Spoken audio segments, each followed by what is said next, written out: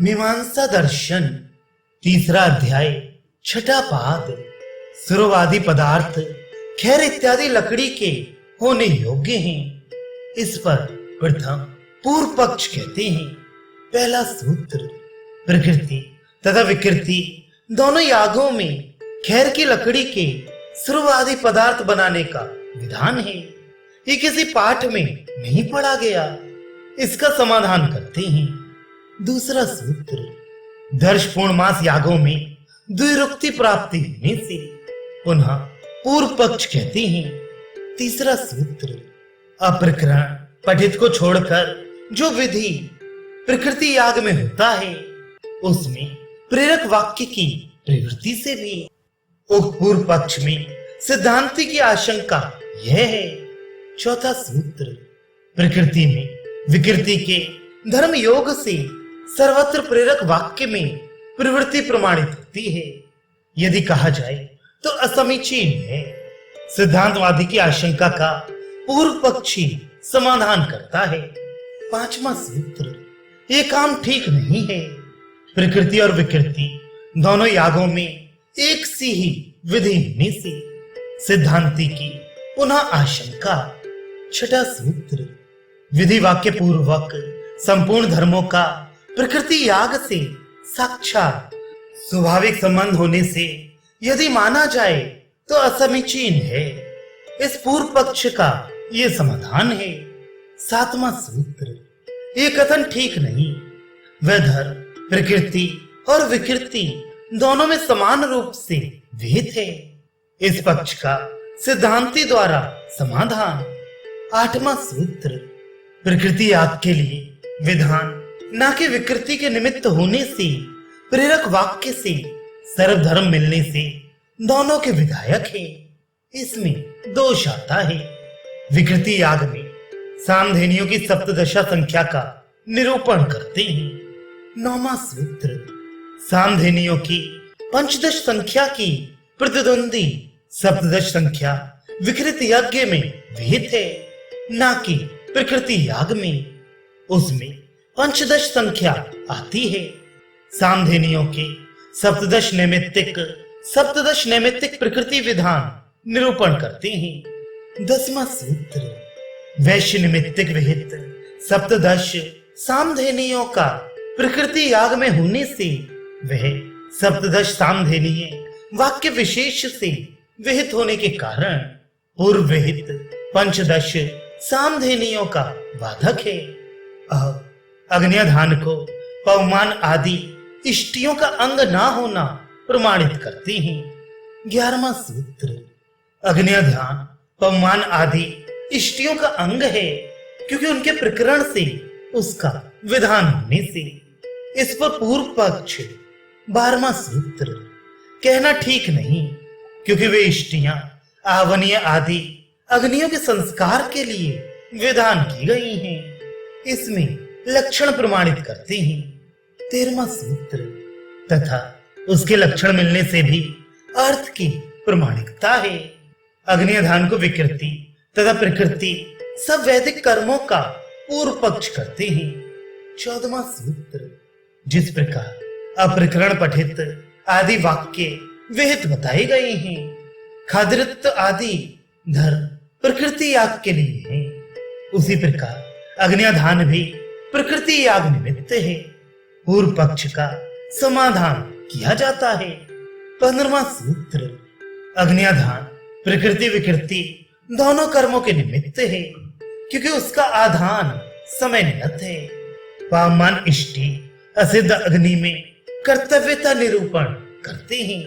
16वां सूत्र, जिस प्रकार प्रयाज नामक होम दर्श पूर्णमास यज्ञ से होने वाले आहवनीय आदि सिद्ध अग्नि में होती हैं, उसी भांति पवमान इष्टियां भी उस सिद्धाग्नि में ही होनी समीचीन है। पूर्व पक्ष का समाधान कहते हैं। 17वां सूत्र, ये वक्तव्य ठीक नहीं क्योंकि पवमान इष्टियां अग्नि संस्कार के लिए बतलाई हैं। उपाकरण आदि को अग्निशोमीय पशु का धर्म प्रमाणित करने के लिए पूर्व पक्ष कहते हैं। 18वां सूत्र, पशु उद्देश्य से विहित उपकरण आदि विधियां अथवा वर्ग सब अग्निशोमीय पशुओं के सदृश हैं, क्योंकि प्रकरण से सब पशुओं से समान संबंध मिलता है। पुनः पूर्व पक्ष कहते हैं 19वां सूत्र, वे धर्म अग्निशोमीय के हैं क्योंकि उनकी सन्निधि में पाठ होने से अब तृतीय पूर्व पक्ष कहा जाता है। 20वां सूत्र, वह धर्म सवनीय पशु के हैं, शाखांतर में उनका संबंध होने से उन धर्मों का जो सौत्य दिवस से पूर्व प्रथम औपव्यस्त दिवस में श्रवण है, वे गौड़ है। इस अर्थ में आशंका करते हैं। 21वां सूत्र, आश्विन वाक्य में उत्तर कृत्य सवनीय पशु का अनुष्ठान विहित है। यदि ऐसा कथन समीचीन नहीं, इस आशंका का परिहार करते हैं। 22वां सूत्र, पूर्वोक्त कथन ठीक नहीं, कारण कि एक देशीय विधान से समुदाय को विहित बतलाया है। पुनः आशंका करते हैं। 23वां सूत्र, सबका अर्थ से ग्रहण होने से न कि साक्षात, यदि ऐसा कहो तो ठीक नहीं, इस आशंका का परिहार करते हैं। 24वां सूत्र, वह कथन समीचीन नहीं, कारण कि ऐसा मानना साक्षात श्रुति का विरोधक है। पूर्व पक्ष का समाधान करते हैं। 25वां सूत्र, वे धर्म अग्निशोमीय पशु के विधान के लिए हैं, क्योंकि सन्निधि प्रमाण ऐसा ही है और संस्कार मात्र को अग्निशोमीय पशु के लिए होने से उक्त अर्थ की सिद्धि होती है। उक्त अर्थ में लिंग कहते हैं। 26वां सूत्र, तथा प्रमाण चिन्ह से भी उक्त अर्थ की सिद्धि है। आश्विनम और पुरोडेशे उभय वाक्य अर्थवाद हैं, काल विधायक के नहीं। इसका उत्तर 27वां सूत्र, दोनों वाक्य को होने से काल लाभ नहीं कहा जा सकता। शाखाहरण को साय प्रातः दोनों दोहों का धर्म बतलाते हैं। 28वां सूत्र, दर्श पौर्णमास याग में सुने गए शाखाहरण आदि साय प्रातः दोनों समय दूध धोने के धर्म नहीं है, क्योंकि उनके काल का भेद है। उक्त पक्ष का समाधान ये है। 29वां सूत्र, दूध धोने का विधान करने वाला शास्त्र साय प्रातः दोनों समय का विधायक है, न कि सायकाल दोहन का, क्योंकि प्रकरण से दोनों का संबंध है। 30वां सूत्र, दूध धोने के धर्म समान ही गृह धर्मानुष्ठान प्रातः सवन के पश्चात मध्याह्न दिन तथा साय सवन में होता है। रस्सी लपेटना आदि धर्मों का अग्निशोमीय आदि तीनों पशुओं में अनुष्ठान कहते हैं। 31वां सूत्र, और रस्सी लपेटना आदि भी अग्निशोमीय आदि तीनों पशुओं के धर्म हैं, क्योंकि लक्षणों से ऐसा ही प्रतीत होता है। 32वां सूत्र, प्रकरण में कथन होने से अंशु और अधाव्य उभय पात्रों का इंद्रवाय आदि गृह धर्मी के साथ संबंध नहीं, क्योंकि गृह धर्मों का उसके समीप में विधान नहीं मिलता। पूर्व पक्ष का समाधान करते हैं।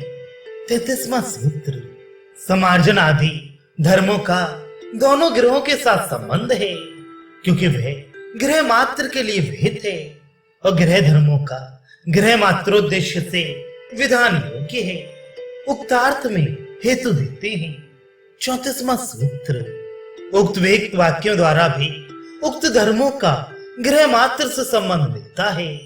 अखंडत्व आदि वाक्य को अप्रकरण पठित चित्रुणी आदि इष्टकाओं अर्थात ईटों का धर्म बतलाते हैं।